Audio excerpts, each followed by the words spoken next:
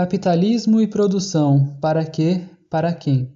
Olá, meu nome é Kaique, eu sou professor e formado em História, e os defensores do capitalismo e do liberalismo como ideais recorrem constantemente à capacidade de produção aparentemente ilimitada do sistema como justificativa de que se trata do melhor sistema de produção existente. Se estamos falando de capacidade de produção, estão certos, porém, há mais coisas importantes para além da quantidade. O capitalismo produz muito, mas para quê, para quem e a que custo?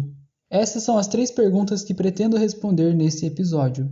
Sobre as 2 primeiras perguntas, poucos exemplos históricos já permitem responder com certa segurança.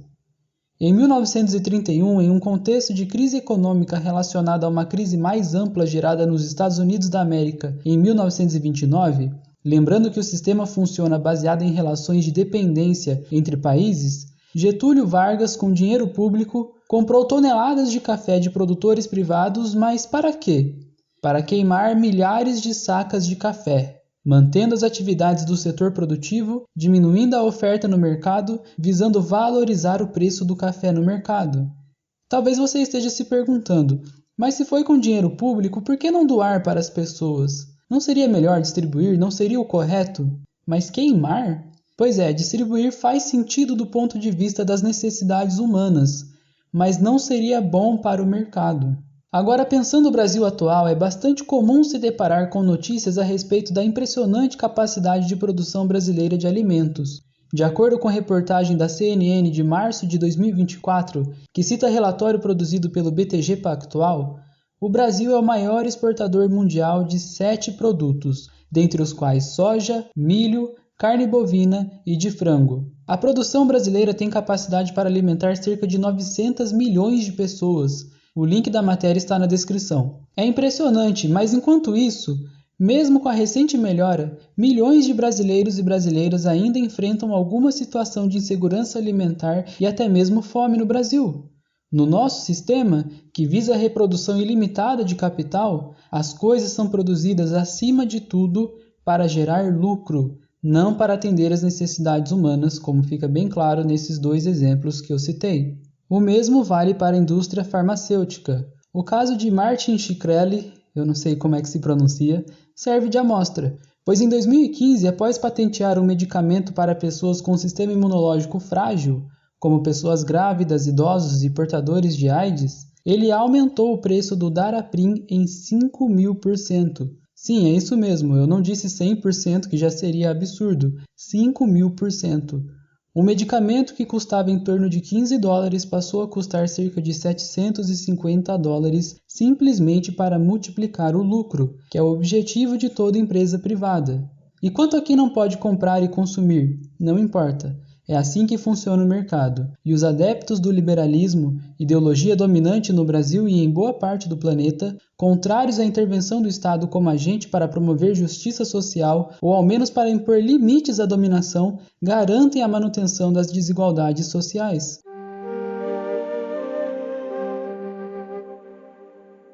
Outro exemplo dramático. Todos nós acompanhamos ao menos um pouco da tragédia causada pelas chuvas no Rio Grande do Sul este ano. Muita gente se mobilizou para socorrer os afetados, mas você ficou sabendo que em junho, cerca de 100 famílias desabrigadas foram expulsas de um prédio público abandonado em Porto Alegre? Veja, o prédio é público, um prédio desocupado há 10 anos. Assim que foi ocupado para servir às necessidades humanas, foi desocupado em 24 horas. E isso pelo Estado, que deveria, em tese, servir as pessoas. Vou deixar o link de uma matéria na descrição. Mais uma vez, os alimentos, os carros, as casas, as roupas, enfim, os produtos do sistema capitalista não servem prioritariamente para atender às necessidades humanas.